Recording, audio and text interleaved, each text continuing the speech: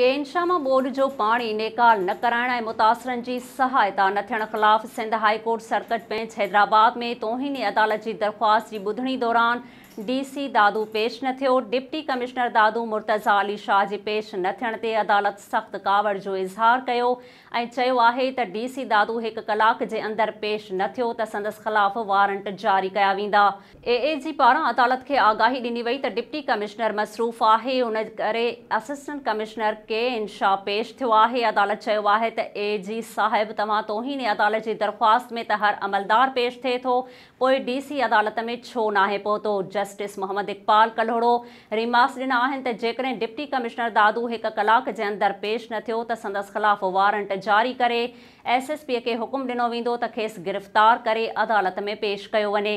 अदालत AC खां सख़्त पुछाणो कयो आहे त अदालत KN शाह में मशीनरी पहुचाए पाणी नेकाल जो हुकुम ॾिनो, उन ते कहिड़ी अघ भराई थी आहे।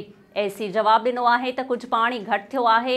अदालत रिमार्क्स ॾिना आहिनि त इहो पाणी त कुदरती घटि थियो आहे, अव्हां हेसी ताईं को तहरुक नाहे वरितो, लॻे थो तव्हांखे रुॻो फंड ई हड़प करणा आहिनि। DC सिंध ऐं DHO दादूअ जी पेश न थियण ते बि अदालत पारां सख़्त कावड़ जो इज़हार कयो वियो।